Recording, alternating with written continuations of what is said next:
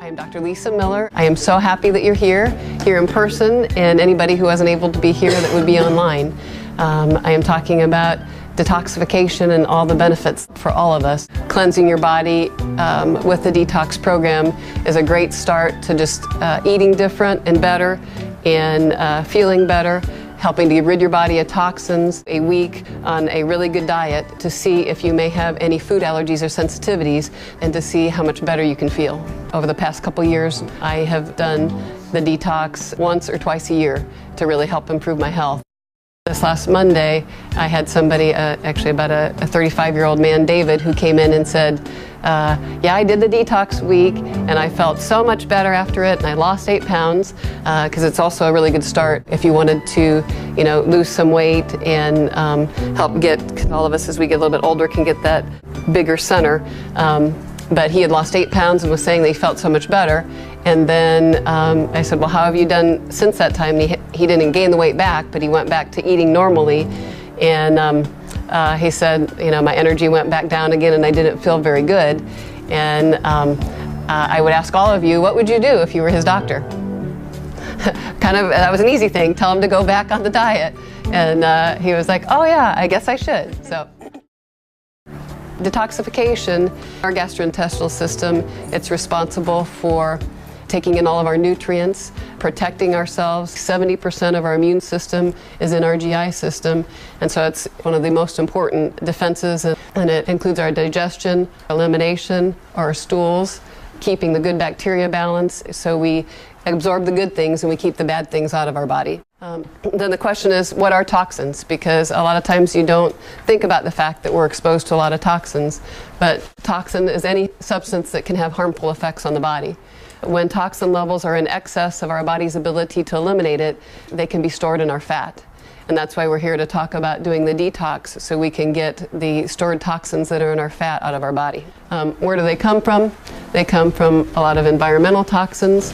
There's also lifestyle toxins. A lot of these are self-explanatory, that you can get from factories, auto exhaust, things we inhale, pesticides, but also very commonly we are exposed to so many plastics. One in particular that we talk about in Indiana is the herbicide atrazine. Atrazine has been shown to have many harmful effects on cell function and even lead to insulin resistance, which is prediabetes and obesity.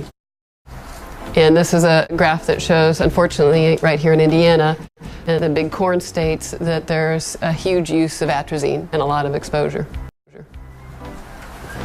Like I mentioned, there's external toxins, there's lifestyle toxins that sometimes we don't always think about, but even prescription medicines, over-the-counter medicines are toxins, and they have good effects on our body and bad effects on our body. Anything that we take in like that, we have to metabolize through our liver, and it puts extra stress on our liver and all of our nutrients that we need. That's why many times I and everybody here at Excel tries to do things more naturally, and if we use certain, especially hormones, we try to use creams or troches that don't have to go through your liver to be metabolized. Things like nicotine, alcohol, caffeine are all toxins. In fact, just today I had a patient of mine say that she had had bladder trouble for many years. My nurse practitioner, Alta, she had told her to stop caffeine, and all of her bladder troubles went away. Food additives. For me, with having 2 children with celiac disease, over the past year I've had to read all labels, which I strongly encourage you all to do. And it's just amazing how many things that you don't understand what they are in all of our packaged foods. Where do toxins come from? Another place, like I mentioned, is environmental or lifestyle, but internal toxins. We have over 3 pounds of bacteria in our GI system, and keeping that healthy is huge to maintaining our body health.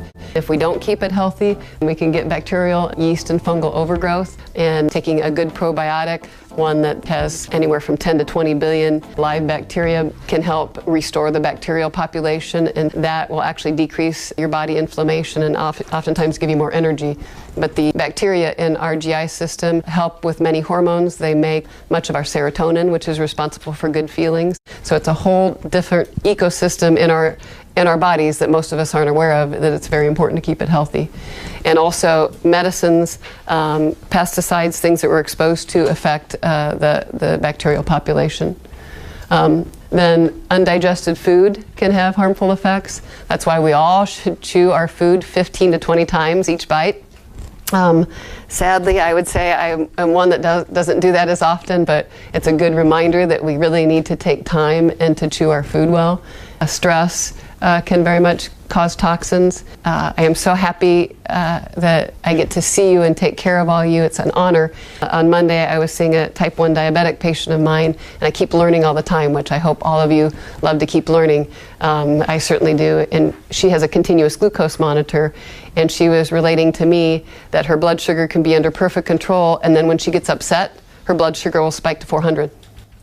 So that tells you what just a little bit of stress can do. I mean, it is amazing. And then there's a couple slides here that talk about the fact that we all have chemicals in storage, some of us more, some of us less, but they have done many studies to show that every human being here on Earth is going to have toxins in their fat cells. Toxins, dioxins, PCBs, styrene are toxins that can come even from gases that come out of our computers, out of our plastics, out of our carpeting and materials. So, you know, we can't get away from them. So that's why we're here to talk about how to, as much as we can, to help our bodies defend ourselves against them and get rid of them. Also, they've done studies to see how many toxins are in the air, and they've done a study that found over 500 different chemicals in the air. They've checked cord blood and found toxins that can cause birth defects and cancers even in newborns. We take in 30 to 50 tons of food in our lifetime. That's a lot of exposures to herbicides and that kind of thing. GI illnesses, upsets like heartburn, gas, or constipation can make us not absorb our nutrients well. Now, roles of the liver, it's an organ right in our right upper quadrant, and it filters our blood. It stores glucose for energy. It breaks down hormones, and it breaks down any kind of medicines that we take, and is the main organ to detoxify our whole body system and either have the toxins come out in our stool or come out in our urine. And also it produces bile, and bile is a digestive enzyme that helps digest fats. There are 2 detox pathways. I won't spend a real long time on it, but the liver has 2 ways that it has to detoxify. There's a phase 1 and a phase 2. In the phase 1, it takes the toxin and it joins it to make intermediary metabolite that is often more toxic than the original toxin, because it needs to do that to be able to get rid of it. And then in phase 2, it attaches it to something else, so it can either go out into our urine or it can go into our stool. And with those phase 1 and phase 2 reactions, it needs many things like water and nutrients, B vitamins. The nutrients needed in phase 2 are B vitamins, C vitamins, and different other amino acids. To be able to detoxify our body, need the nutrients to be able to do that. One thing that I often get asked is, why do we need a good multivitamin? And in our detox, the alpha base is an excellent multivitamin that many of my patients take. Occasionally we have to switch it to something different because of certain needs, but that's generally the one that I use, and it has really good B vitamins and very well absorbed vitamins. And the reason is because our food doesn't have enough nutrients, and we're exposed to so many more toxins. Even if we ate a great diet, they have done studies that an orange now versus 50 years ago has about a third to a half less nutrients because the areas are overfarmed. And this is a slide that talks about the fact that many things that we take in, medicines and over-the-counter supplements or antacids, that while they help certain things, they deplete our body of certain other things. That's one thing as I've learned more about holistic and functional medicine, that you have to really pay attention to what you decide to take and know that there are certain things that can happen from it. But common things that many people would take would be an antacid, or talks about anti-ulcer agents, but those deplete our B vitamins, magnesium, vitamin D, because the antacids, the things like Prilosec, Nexium, and those kind of things make us actually not be able to absorb our nutrients as well. So some of you are still on those, and I talk about taking the vitamins or trying to decrease the amount that you take. Some ways to get people off of antacids and the proton pump inhibitors is to chew your food better, to take a good probiotic, and to take digestive enzymes. And so all those help your digestion so you can avoid the nutrient depletion. But antibiotics affect the bacterial population, also to decrease other nutrients in our body. Anti-diabetic drugs, cholesterol-lowering medicines, they deplete a lot, including a very important one, a coenzyme Q10. And the CoQ10 is an enzyme that's in all of our cells, the mitochondria that help in energy production. And that's why many people who are on statin drugs can have aches and muscle aches, because they're depleted of CoQ10, or it could raise their muscle enzyme levels and actually break down their muscles.